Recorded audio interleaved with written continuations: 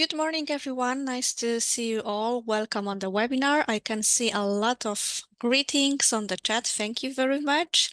And we have uh, international, I would say, public today. Welcome, everyone. Welcome, people from Georgia, Ukraine, Croatia, Latvia, Armenia, Lithuania, Poland. Very happy to see you here all. I'm Paula Milewska, and I'm a Customer Success Manager for Elsevier. And for today, I prepared for you a webinar about Scopus, and we will focus on how to find relevant literature. I think it's a very important topic, and still it is something that researchers, librarians, students are very interested in. So I hope this session will be useful for you. I hope that you can hear me, that everything is okay, that you can see my screen. If you could just kindly confirm on the chat, I will be really grateful for that. So thank you so much for being here today with me. Okay, so let us start our today topic with the information about the session itself. Okay, so thank you also for the confirmation that everything is okay. The session is being recorded, so you will be able to watch it again, or also it's up to you if you would like to share this recording with your friends, with your colleagues. It's okay. You will receive the link to the recording and you can share it within your colleagues. Also, you can share the recording on the institutional webpage, on your newsletters for the colleagues from your university, etc. If you would like to ask a question, please use Q&A. I will try to answer relevant questions during the training. Hopefully, the content of the webinar will be clear and useful for you. But of course, anytime you have a question or a comment, please don't hesitate and use the Q&A or chat feature. I will just look at those comments coming from you. All attendees will receive also the link to the certification portal, which is Researcher Academy. So after the webinar, you will be able to download certificate with your own personal information, your name and surname. This will prove your attendance in today's session. And all of those information I mentioned, you will receive in the email information after the webinar. So I will send to you email today evening or tomorrow with link to the recording, link to the certificates, and also link to the page with useful links and useful information for you about Scopus and about what we were discussing today. Okay, let's go to the agenda. It's a quite short agenda because I want to focus mostly on showing you Scopus live demonstration, but I will start with a short introduction to Scopus for those who are not yet familiar with the database. I will tell you a little bit about searching strategies, and then we will go open Scopus Live and do some online demonstration. So if you have an idea on keywords, for example, for today demonstration that I could use, please feel free also to share with me on the chat for the later on. Okay, so that's the agenda. I hope it's relevant for you and you will stay till the end of the session because, of course, we will have some time at the end for Q&A. So any questions coming from you, I will try to answer. Okay, so let us start with Scopus. Short introduction, like I told you.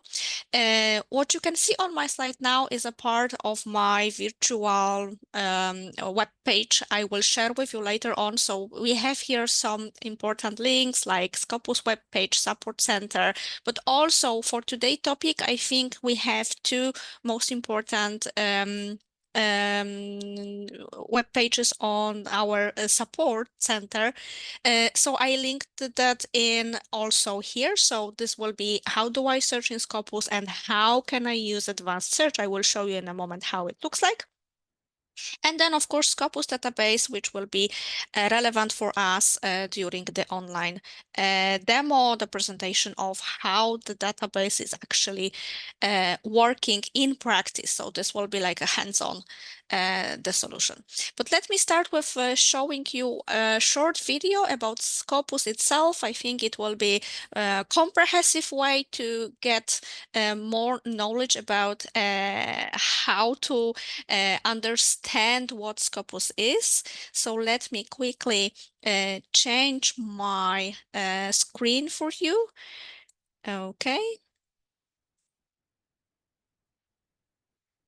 Just give me one moment.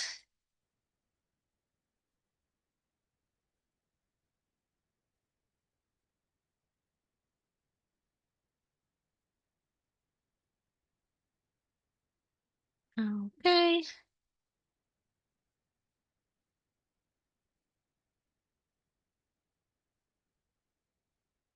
So just a short introduction to Scopus for you. Be confident in progressing your basic and applied research, educational goals, and research direction and priorities with Scopus. Scopus combines an expertly curated abstract and citation database with enriched data and linked published resources from across a wide variety of subject areas and sources.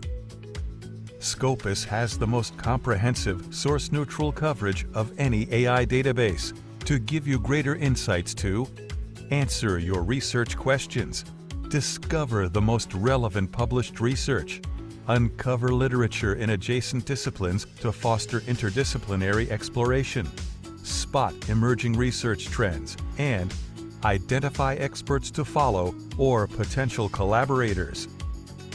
Content on Scopus engages students in learning important skills. It's an effective teaching tool that shows students how to identify articles to inform the literature review process, support the development of research papers and theses, and understand the scholarly conversation of a topic through reference lists and cited articles. Scopus features state-of-the-art search tools and filters that are easy to use and save you time. You can quickly and accurately distill massive amounts of information down to the most relevant documents and authors.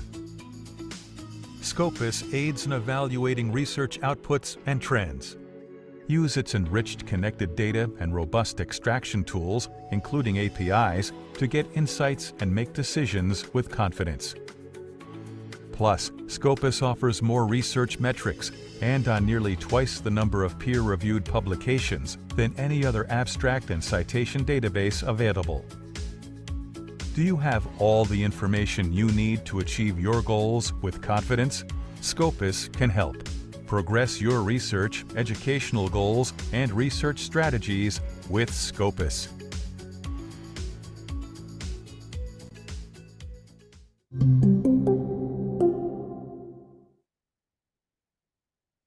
Okay, thank you for watching. I hope you liked the video, and I will quickly also share with you the link to the video for later on if you would like to watch it again or share with anyone.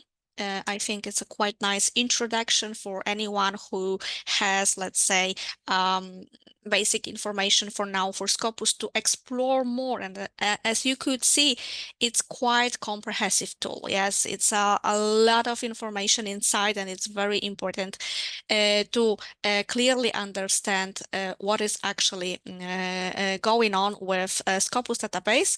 And uh, for now, we have in Scopus more than 95 million items. And this is also very important information for you, because once you are opening Scopus database, you are entering, let's say, the world of a scientific information database, which is uniquely combines a comprehensive curated abstract and citation database with enriched data and linked scholarly content. What does it mean? It means that that this is abstract database, so you will not find here full text of the scientific output. So the PDF of the article or book chapter or whatever you can find in Scopus will be outside of Scopus database, but you will find all the information that you need to actually identify this document. So please remember about that. Scopus is indexing titles, keywords, abstracts, and all of the information, bibliographic information about the documents. But also, Scopus will allow you to go further and find the full text on the internet, because you will get the links to the publisher webpage. So Scopus will also inform you where can you find the PDF of the full text of the article or ebook or anything that you are searching for. The other important thing is to remember that this is global database. So our information that you can find in Scopus is coming from more than 7,000 publishers from all around the world.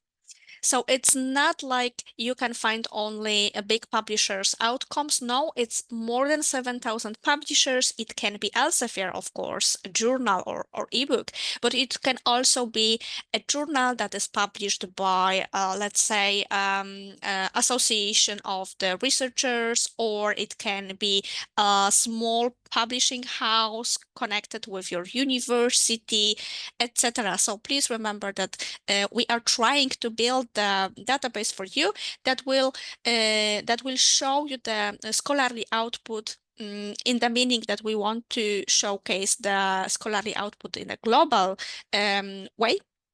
But also we are focusing on being very diverse with the information that you can find in Scopus. And based on the documents, we are also creating author profiles and affiliation profiles. So these are additional things that you can expect when you are entering Scopus.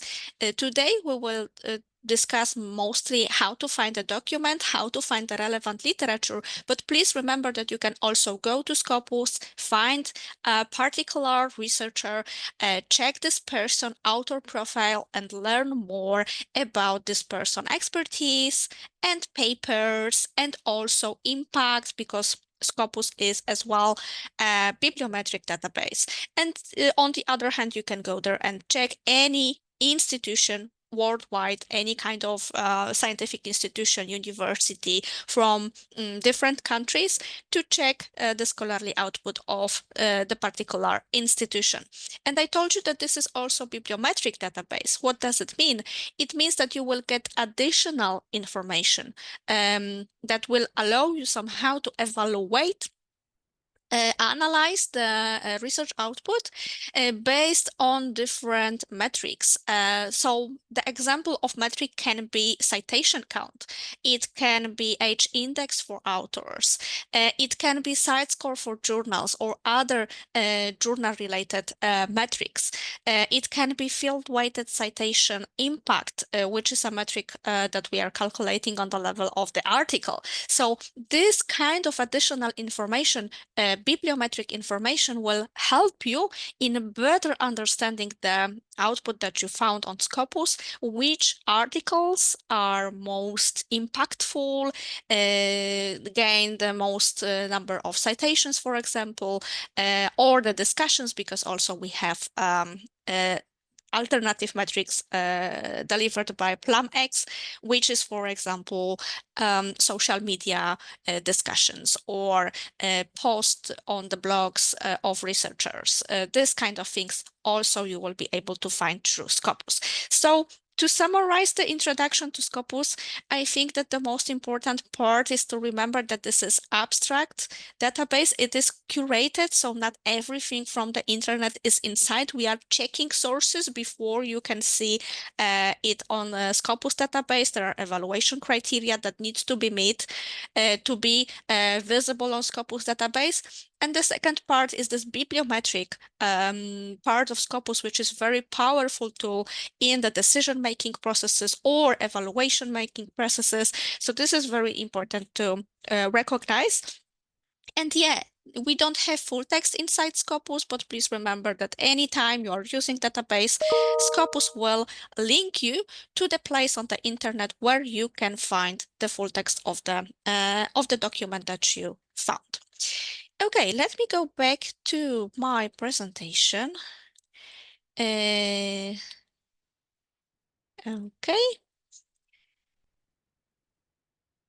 Because I want to tell you about strategies a little bit before we go into Scopus. I want to tell you a little bit about the strategies on Scopus.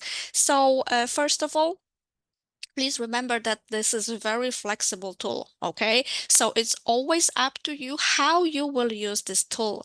With searching strategies on Scopus, like in any other database, you can go with two main, let's say, approaches. So first of all, you can use basic search, let's say. So you can start broadly and then filter the results, adapt the query that you prepared at the beginning, add something to the query, delete something from the query. It's a very flexible way. So even if you don't know mm, how to prepare more advanced search query, you can just start with very simple search, and I will show you that later on, like putting into the search engine one keyword, two keywords, okay, for the start, and then just explore, okay, filter the results, explore other keywords that are connected with your first idea, add something. It's quite flexible, so you can always adapt it. Or you can go with very predefined criteria. So you can do, let's say, a homework first, check what is out there. If you have more expertise in your field, it's probably the situation that you already know the language of your discipline. So you have these keywords already identified, so you can be more prepared to create this kind of advanced search query. Advanced search query is giving you less results, and still, please remember, even if you start with long query that you worked on, you can still adapt this query. Okay, so even if your search already is very targeted, you can still use filters, you can still add something to your search, you can still get inspired by something that you will find on Scopus database and react during your searches. So this is like two main strategies. You can also use Boolean operators in the database. And these are, let's say, magic operators that will allow you to combine different keywords or different parts of your search query with operators that will give you the power to make your search more relevant for you. So first operator, just to remind you, is and this will combine two keywords together, and you will only get the results that are connected with both of your keywords at the same time.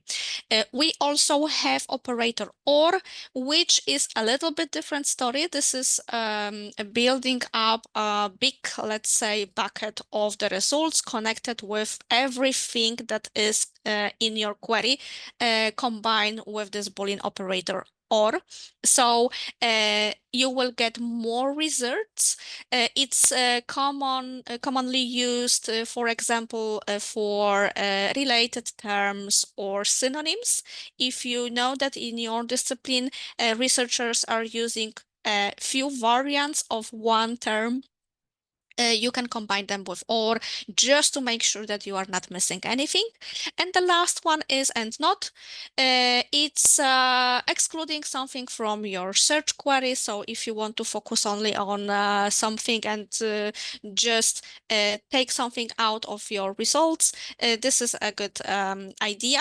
So the first one and the third one, you can see just as a reminder, you can see that this is a strategy also for limiting your results. If you are landing up with your results and you have too big amount of articles that you found, it's not possible for you to read everything. You need to think about how to make my query more targeted, how to get less results, use and not, and this will help you. On the other hand, or will make your results bucket bigger. Yeah, so sometimes we can also see that you are landing up with the situation where you have less results that you need. Then it's about thinking, okay, what related terms are there? What kind of keywords I could add? What kind of synonyms? How to build up the query a little bit more to get more results. So just about search strategies, I think that's the most important part of it. And let me go back to my virtual notebook. I will share this notebook with you, so all of those links you will get after the webinar. You can see at the top, I will also add here the links to the recording, certificates, and some of the resources that you can use for free, like other webinars or e-learning courses. But for now, I wanted to show you this two most important buttons I already told you about. So how do I search in Scopus?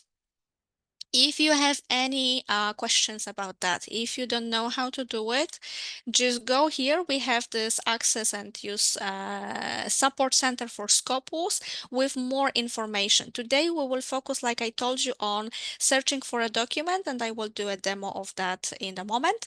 But you have here also information on how to search for author, how to search for affiliation, and also combining searches.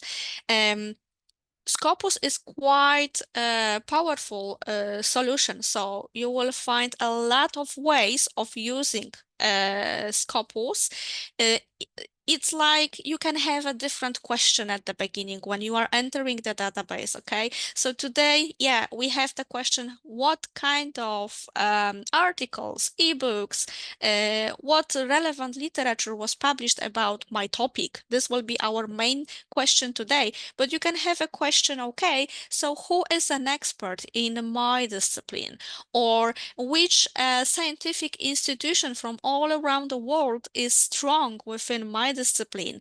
What are they doing? What kind of projects they are doing right now? What is their focus on the subject areas? Where their authors are publishing, and go on. So this kind of a lot of questions that you can ask entering Scopus.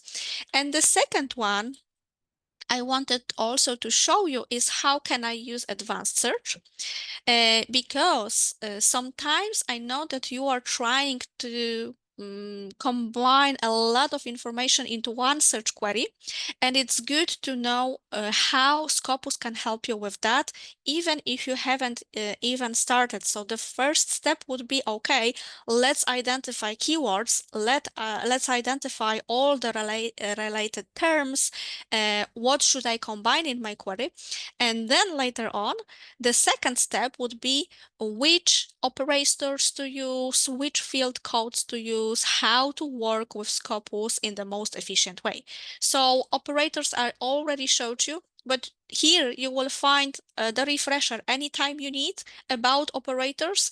Also with Scopus, we have more advanced, let's say, operators. If you need, we have proximity operators as well that will allow you to identify the words within a specific distance between.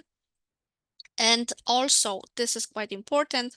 So the order of precedence, if you are doing a long query, please remember that there is an order for Boolean operators, how Scopus will treat them.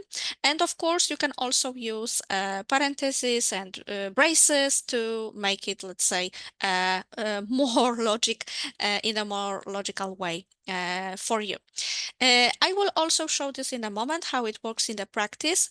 One last thing I wanted to mention here, if you are a more advanced user of Scopus, or in the future you will be more, comfortable, and you will get the expertise of using this tool. We have also field codes which can be used in the advanced search.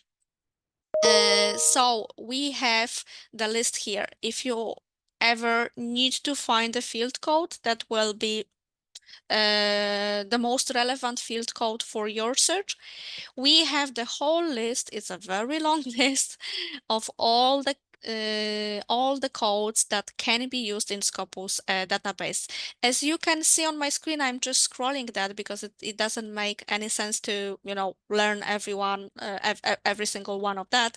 But you can see that there are the codes connected to documents, to keywords, to affiliation, to authors, to funding, and go on. So it's a little bit overwhelming at the beginning, but once you will start using Scopus and you will have more precise ideas on what you want to do with the database, please remember that we have this long table, and it's quite useful because you can see that, okay, we have a code in the category of publication, which is called year of publication.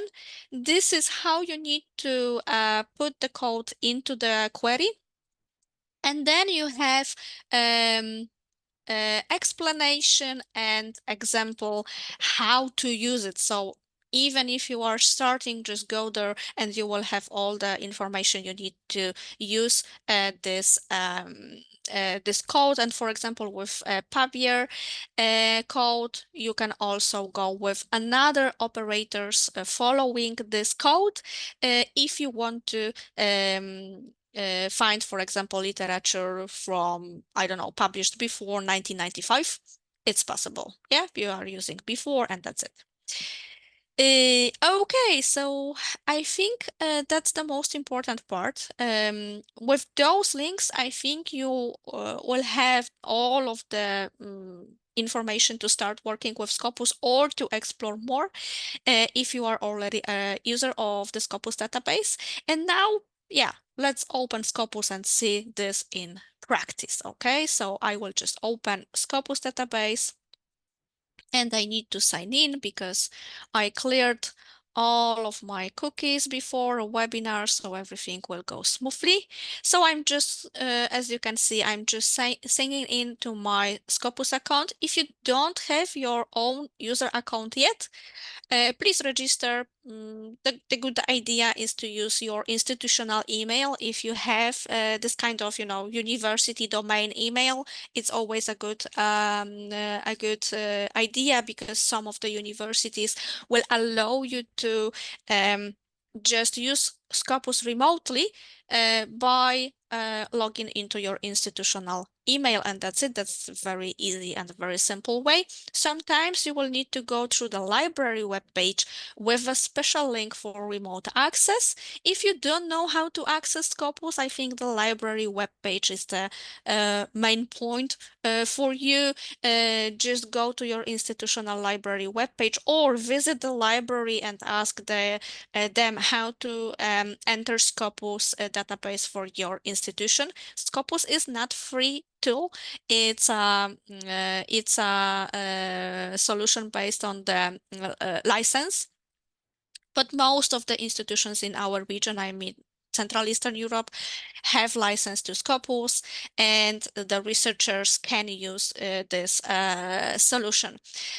Also, with Ukrainian colleagues, we have a lot of people from Ukraine today. So just for you guys, additional information, Scopus right now is free of charge for Ukraine researchers. You just need to register to get your free access. Okay, let us go through the demonstration. So first of all, when you're entering Scopus, the first thing that you will see is this Start Exploring, so our search engine. What you can see here is what I already a little bit told you about. So we have searching for documents, search for authors, organizations. This will be yeah, searching for affiliations for universities, research institutes, and go on. We also have a new feature, Researcher Discovery, where you can put your keywords and find experts in the specific topic. So it's a very nice tool. If you haven't used it yet, I encourage you to explore your keywords and check out the relevant people. Maybe you will find someone for future cooperation. Maybe you will find someone who is worth following in the place, like, okay, it's worth to read this person articles because this is a great expert in the topic, and it's good to be up to date on this person, let's say, projects and outcomes. In Scopus AI, this is something that probably most of you will not see because this is a new feature, and this is additional feature of the Scopus, which can be purchased for the license for the all organizations as additional, let's say, module of Scopus. So I'm sorry you will not see this. I'm having a Elsevier employee access here, so please, if you are interested in Scopus AI, we have a lot of materials and a lot of webinars, and you can also go to your library, to your institution, and ask about it. Okay, and then I wanted to show you two more things here from the starting page, which are important. So first of all, I'm logged in, so you can see I'm here on my account, but on the left here, well, this is right top corner, but on the left from my login account, I can see who brought the access to Scopus for me. So here you should always see the name of your institution. If you see the name of your institution here, you are, let's say, safe, so you can use the full version of Scopus. If you don't see it here, once again, ask the librarians how to do it, especially if you are using Scopus remotely. So you will be sure that you have all of the options, okay?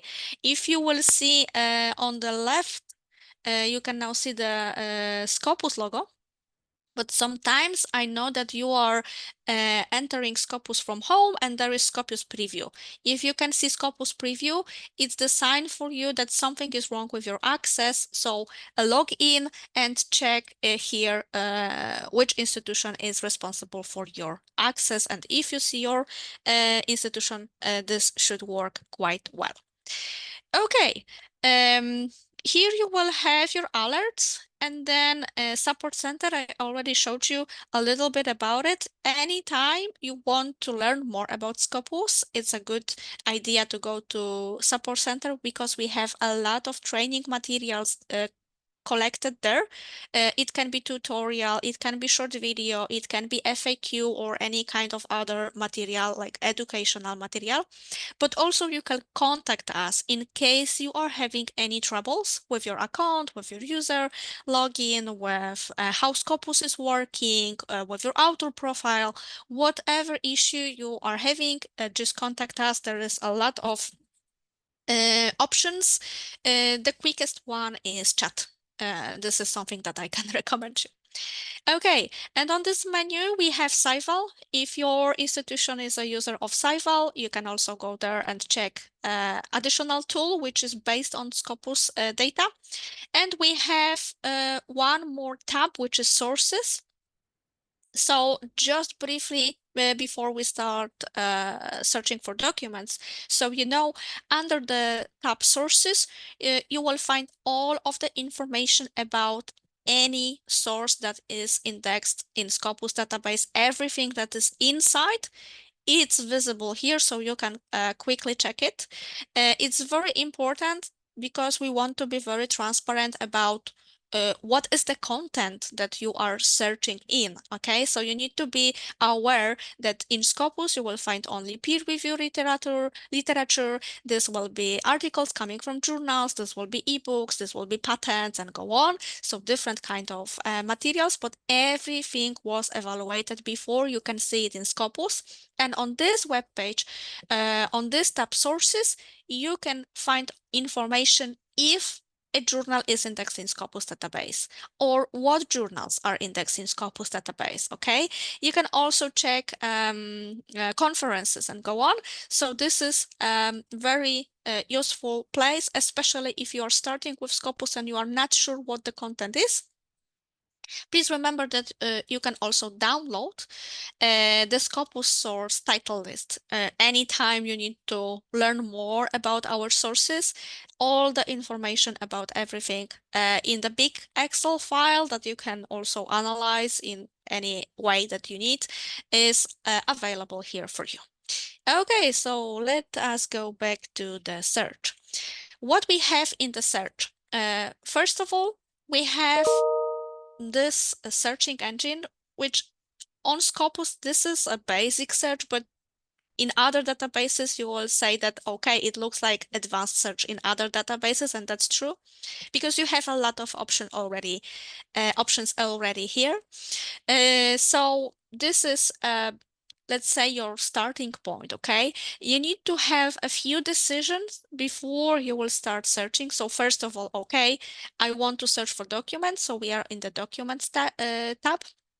Second of all, what am I searching for now? Okay, because okay, for today, I will search for keywords, but also you can go from here. Let us find documents by specific authors or coming from specific source title or affiliation name or affiliation country or any kind of funding sponsor, for example. Yeah, you can also use ISSN, for example, or DOI. If you have a specific article, you know the DOI of it, and you just want to check citation rate and other information or find related documents, you can also use DOI to very quickly find the document in Scopus. This will allow you also to get the information if this article is indexed in Scopus database, okay? So a lot of options here. For now, I will stay with the default, so article title, abstract, and keywords. And what does it do? Okay, so it's like you are asking Scopus, please find my keywords in those three fields: article title, abstract, and keywords. Okay, so let us go with, let's say, soybean for the start, just to show you how it looks like. Okay, so I can just put here one term, or I can already from here add Boolean operators. I can do it right like that, so just typing, or I can add another search field. And if you are adding another search field, always you will see those three operators that you can use: and, or, and not. Okay, it's always up to you which one you will use. So those are two, let's say, ways of working with that. Anytime you added a search field that you don't need, there is a very simple option to delete this field. And of course, it can help you not only with operators, but also with combining different fields of search. So for example, if you would like to search for your query, your keyword, but you are only interested in the, let's say, scholarly output of Italian authors. You can go and add here affiliation country, add Italy here, and combine those two information in one search query. So you can use several fields and different operators to combine it together into one search. So as you can see, it's quite flexible, like I told you. So you can start very simple with one keyword, two keyword, whatever, and then you can actually think a little bit deeper about how to use the full power of the solution to get the results that are most relevant for you. Okay. Um, okay, so let me delete the second part and I will add here something just to show you that it's actually very easy. So if you know the operators, if you know the keywords, you can just start typing here. And let me click search so I can show you how the result page is looks like and what kind of actions you can get from here. Okay, so first of all, at the top of the result page, you will always see your search query. Okay, so we search with an article title, abstract keywords for soybean and nutrition. That is our search. If you want to see it with a Scopus codes, we have a button here, Advanced Query. I will click it just to show you. Okay, so now you can see it in the uh, codes language, let's say. Yeah, so this is the Scopus codes language used within our search engine. For more advanced users, I think it can be sometimes very useful, especially if you want to edit this search and work a little bit more about with your query. There is this button edit, and you will go to advanced search to add next part of your idea on how to prepare your search query. From here, also, if you go to advanced search in Scopus, you can see that this looks a little bit different. It's one window here for writing something. So it looks a little bit like a basic search on the others, but it's not. It's advanced, and you have all of our field codes. I already showed you at the beginning at the introduction. You have them also listed here.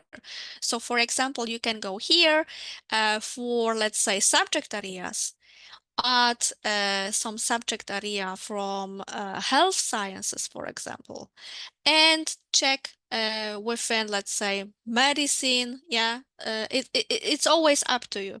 If you want to use codes from here, just please remember that anytime you will click on the code, let's go, for example, with maybe, I don't know, maybe let's go with affiliations. I already mentioned that you could, for example, check the Italian authors or any kind of other countries. So to choose the code from here, you are just clicking on that and you will get information, additional information, how it works here. And what you need to do from here is to click this plus. Okay. So we have now a new code, which is here. Let's stick with the Italy. And we need to combine our two ideas. Okay, so first idea is okay, affiliation country is Italy.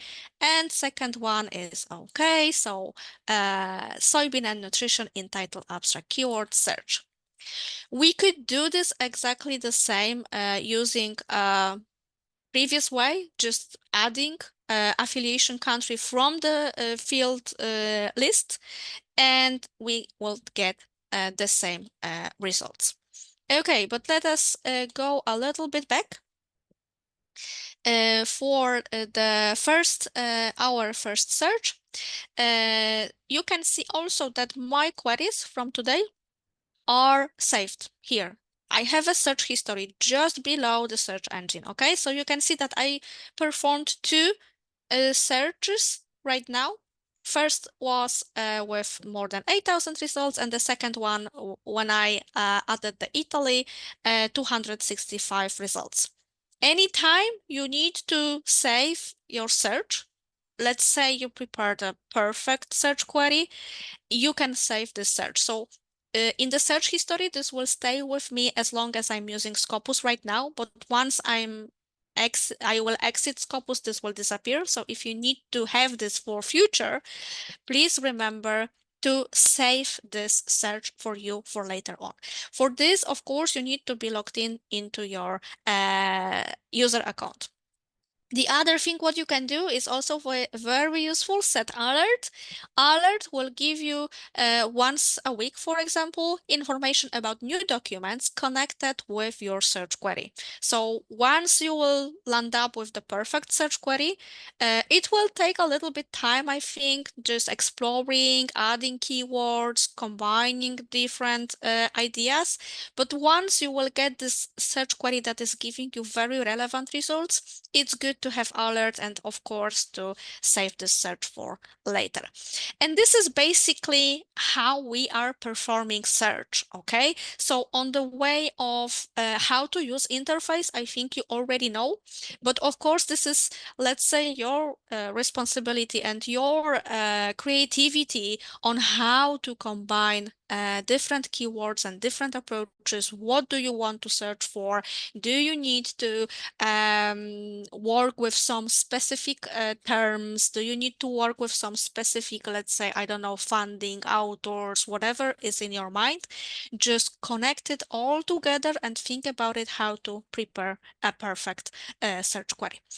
And now I would like to show you the results page once again, because from here you can also, let's say, continue working with a very simple even idea. So you can see that I added just two keywords and I have some of the results and I can work with it. Okay, so I have 8,000. You already saw that when I filtered within Italy, I landed up with 200 something papers. So it's the idea that you can start with a big bucket and then go a little bit deeper, and land up with less results. Okay, so on the left we have filters. We have a lot of filters here. The first filter is with open access. Okay, so if you want to find only open access articles, you can just filter that.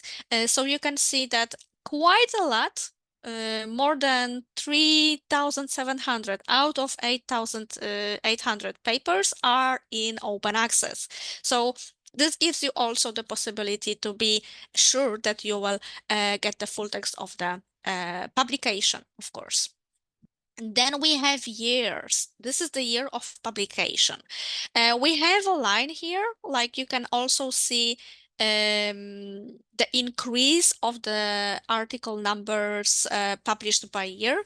But I think, well, you can go here and add something from to, like date range, but you can also click here to get individual dates and just choose, I don't know, if you want the latest, let's say, literature, you can just click whatever you want. It's always up to you how you will set it up. Let me limit to 2019, 2023. Of course, we already have some materials from 2024. You could also check those 88 new articles connected with the topic.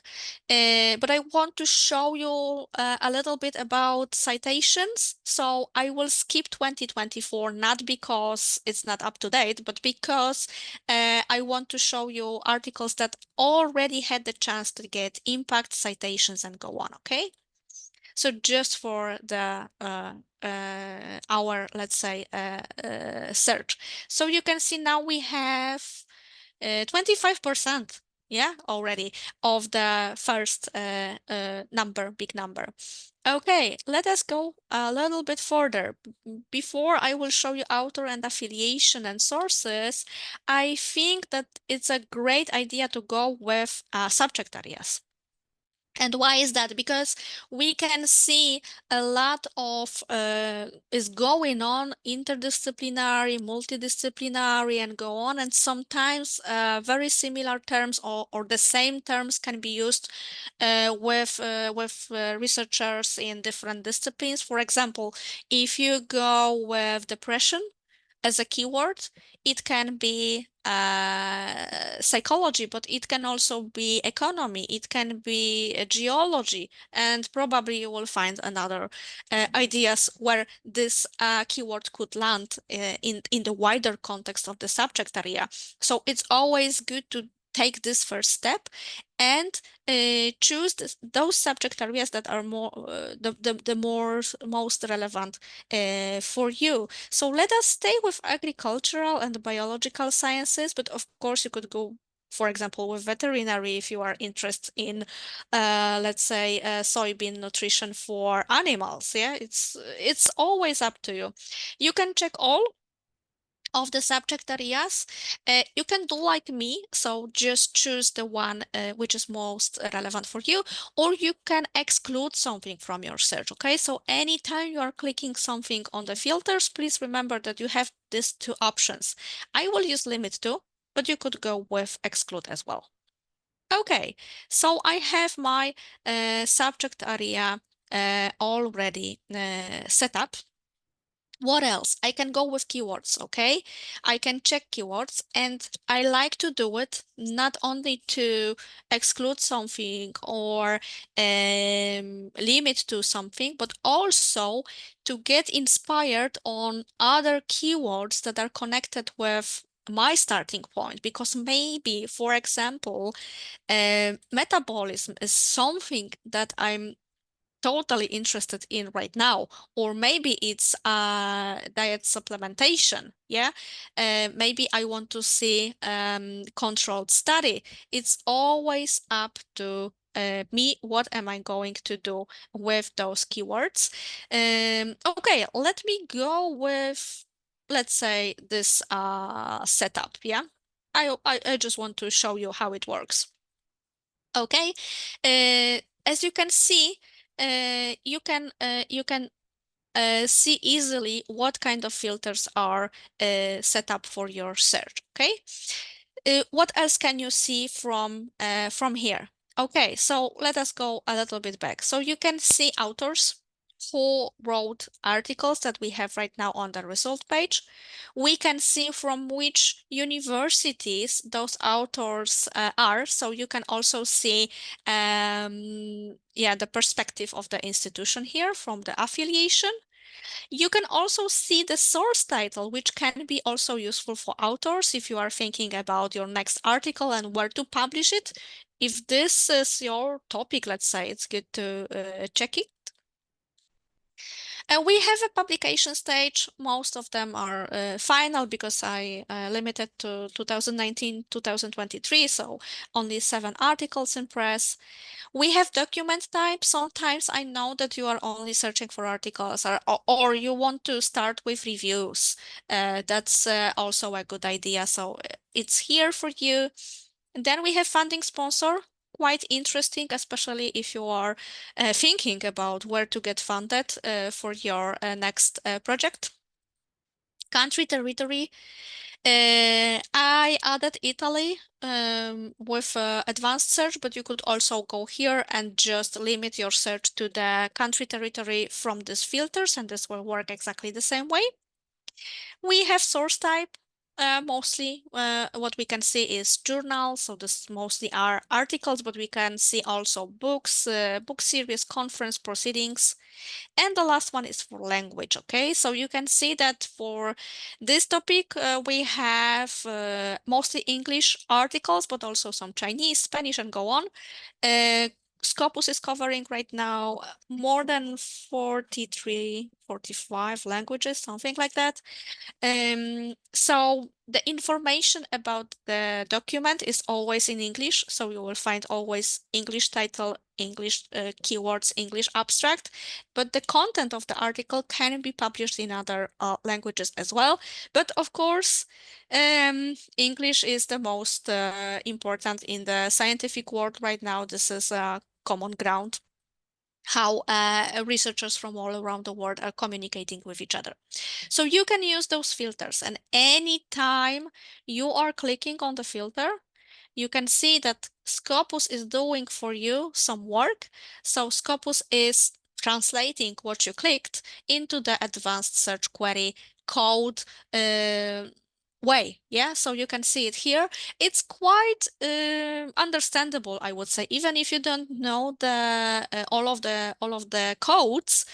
They are quite understandable. Title, abstract, keyword, yeah. Limit to pub year, so we limit it to few publication years. We limit to subject area. We limit our also query to some of the keywords, okay? And you can see this way you can also learn how to prepare advanced search query by this kind of exercises, okay? Because you can see here very easily, you know what you clicked, and now you can see the result in this advanced search query.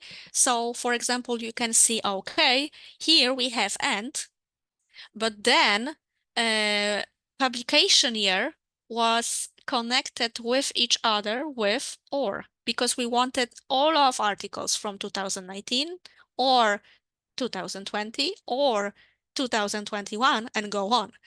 Then we have and, because we wanted to limit our search within the subject area. Yeah. So this is also a way of, I'm just encouraging you to check it. If you want to get more advanced user of Scopus, I'm just encouraging you to look at it, because it's, I think, very, the simplest way, I would say, to learn how to use it.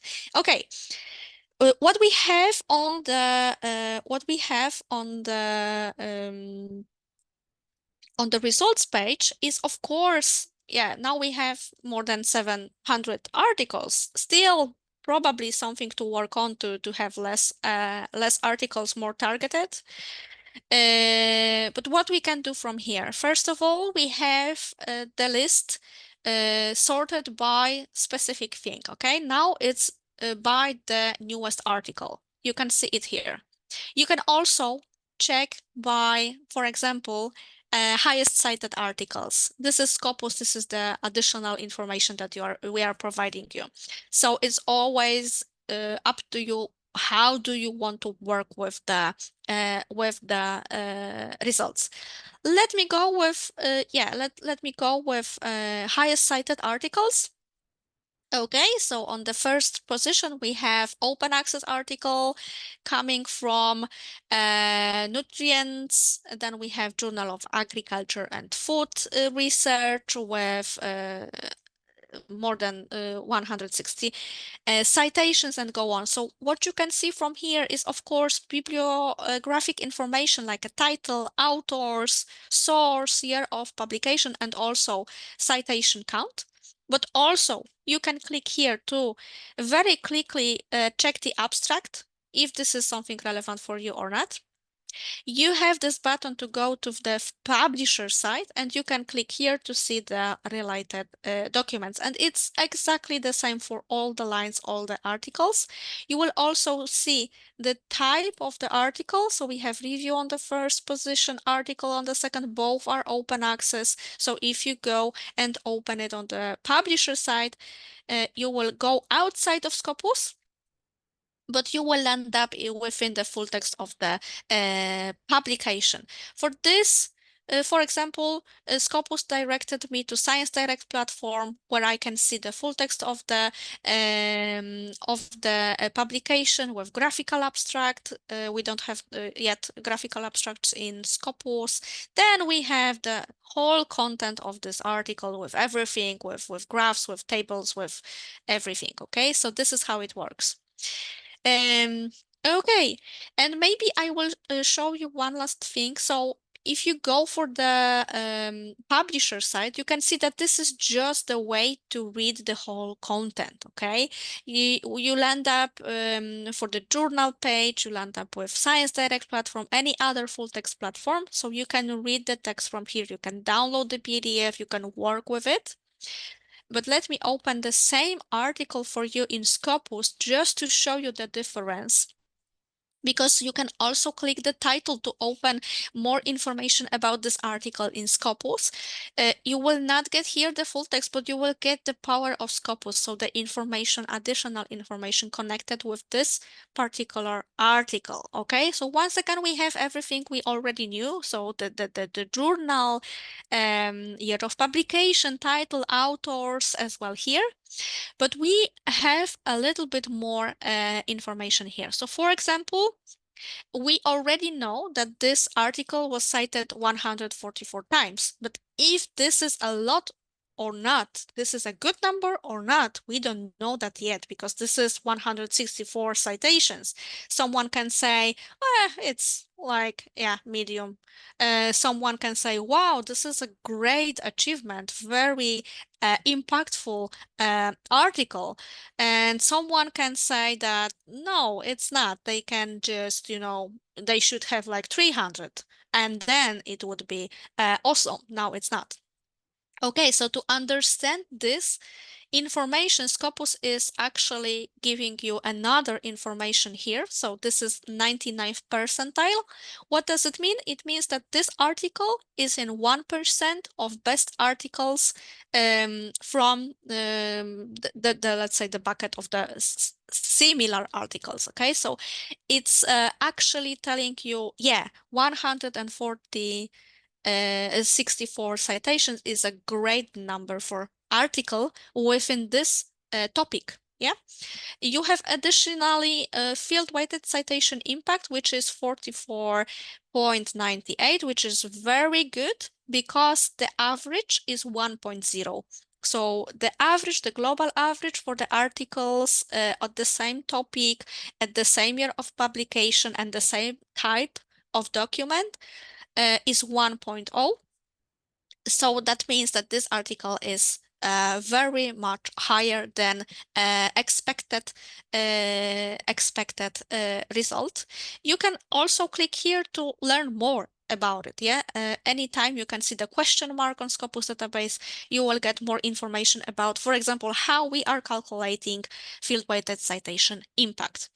Okay, we have abstract, we have author keywords, but also you can see if this article is connected with any of sustainable development goals. You can check for civil topics as well. You can check for other metrics. I already told you that we also have metrics, alternative metrics coming from Plum X.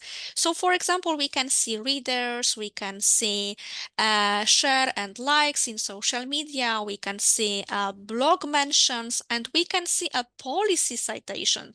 So it's a little bit different approach to checking the impact of this article.